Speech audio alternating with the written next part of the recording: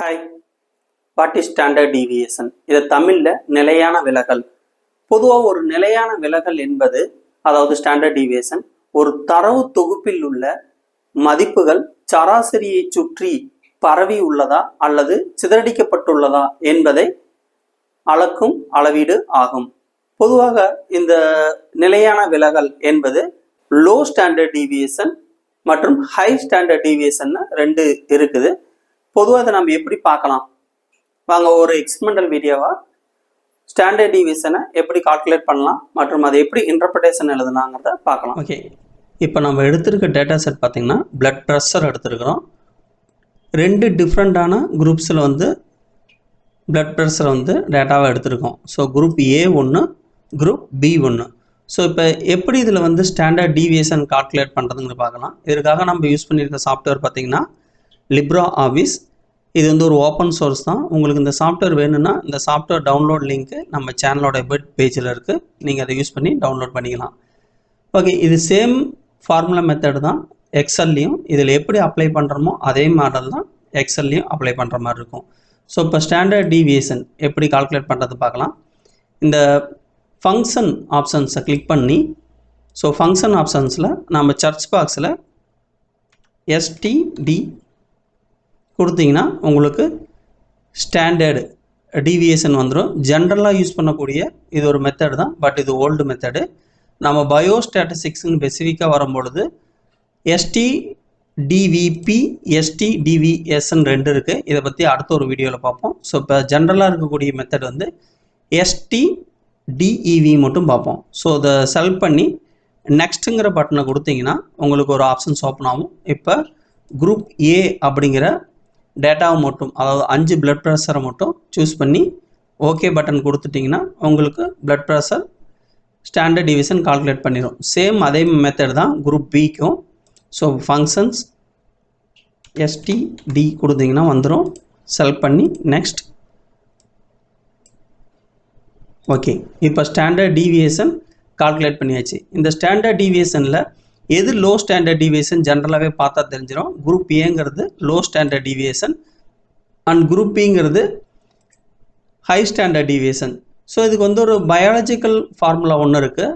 அதை யூஸ் பண்ணி நம்ம பர்சன்டேஜ் வைஸில் வந்து ஒரு ஸ்டாண்டர்ட் டீவியேஷன் வந்து நம்ம டேட்டாவோட, அதாவது எடுத்துக்கூடிய தரவோட ஆவரேஜ் வேல்யூவோட க்ளோஸில் இருக்கா இல்லை லாங் டிஸ்டன்ஸில் இருக்கிறதுங்கிறது கண்டுபிடிக்கலாம். ஸோ அதுக்காக நம்ம யூஸ் பண்ணக்கூடிய மெத்தட் தான் கோஎஃபிஷியன்ட் ஆஃப் வேரியேஷன்ஸ். ஸோ அதுக்கான ஃபார்முலா வந்து ஸ்டாண்டர்ட் டீவியேஷன் ஸ்லாஷ் மீன் இன்ட்டு 100. ஸோ இதுதான் அந்த general rules for the biostatistics contents. So 15% கீழே இருந்தால் low standard deviation and above 30% இருந்தால் ஹை ஸ்டாண்டர்ட் டீவியேஷன். ஸோ இப்போ இந்த ஃபார்முலாவை யூஸ் பண்ணி பர்சன்டேஜ் வைஸில் வந்து ஸ்டாண்டர்ட் டீவியேஷனை கால்குலேட் பண்ணலாம். ஸோ ஃபஸ்ட்டு பார்த்தீங்கன்னா அந்த மீன் வேல்யூ அந்த ஸ்டாண்டர்ட் டீவியேஷன் மட்டும் காப்பி பண்ணிக்கலாம்.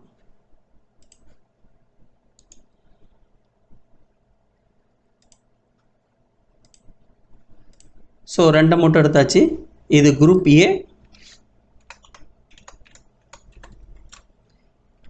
And group B.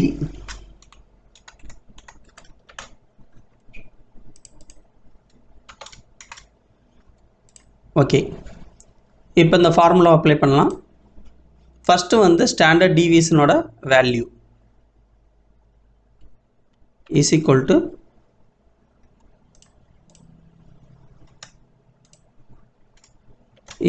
To open bracket. So the standard deviation order value h6 and slash அடுத்ததா மீன் வேல்யூ எடுக்கிறோம். ஸோ அதை கிளிக் பண்ணிங்கன்னா உங்களுக்கு மீன் வேல்யூ செலக்ட் ஆயிரும். அப்புறம் க்ளோஸ் த ப்ராக்கெட். இன்ட்டுக்கு வந்து நம்ம ஷிஃப்ட்டும் கீ 8ம் அழுத்தினீங்கன்னா உங்களுக்கு இன்ட்டு வந்துடும். இன்ட்டு 100 என்ட்ரு கொடுத்தீங்கன்னா உங்களுக்கு பர்சன்டேஜ் கால்குலேட் பண்ணி வந்துடும். ஸோ அதே மாதிரி குரூப் பிக்கும் is equal to open bracket standard deviation value slash mean value close bracket into 100. Okay, இப்போ இதனோட பர்சன்டேஜ் பார்த்தீங்கன்னா குரூப் ஏவோட பர்சன்டேஜ் 1.31%, குரூப் பியோட பர்சன்டேஜ் பார்த்தீங்கன்னா 34.63. ஸோ இது வந்து less than 15%. So low standard deviation. அதாவது குரூப் ஏ வந்து low standard deviation and group B வந்து ஹை ஸ்டாண்டர்ட் டீவியேஷன்.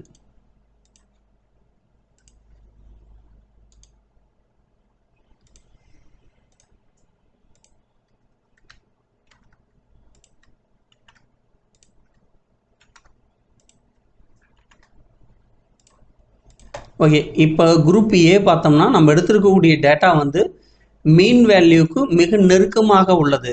அதே மாதிரி குரூப் பி எடுத்துக்கிட்டிங்கன்னா பர்சன்டேஜ் வேல்யூ பார்த்தீங்கன்னா 34.63. இது மீன் வேல்யூவோட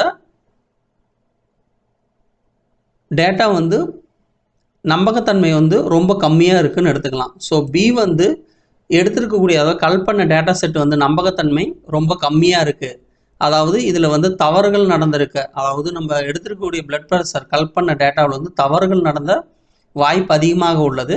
அதே மாதிரி குரூப் ஏவில் நம்ம கல் பண்ண பிளட் ப்ரெஷர் வந்து நம்பகத்தன்மையாக இருக்குது. இந்த டேட்டா வந்து ட்ரூவாக இருக்குது. இதில் நம்பகத்தன்மை வந்து கம்மியாக இருக்குங்கிறது தான் இந்த ஸ்டாண்டர்ட் டீவியேஷனை வச்சு நம்ம ஈஸியாக கண்டுபிடிக்கலாம். ஸோ உங்களுக்கு இந்த வீடியோ பிடிச்சிருந்தா லைக் பண்ணுங்கள், இந்த சேனலுக்கு சப்ஸ்கிரைப் பண்ணுங்கள், யாருக்கு யூஸ்ஃபுல்லாக இருக்குமோ அவங்களுக்கு ஷேர் பண்ணுங்கள். அடுத்ததாக வந்து பயோஸ்டாட்டிஸ்டிக்ஸில் 2 முக்கியமான ஸ்டாண்டர்ட் டீவியேஷன்ஸ் பற்றி இன்னொரு வீடியோவில் பார்க்கலாம். ஓகே, நன்றி, வணக்கம்.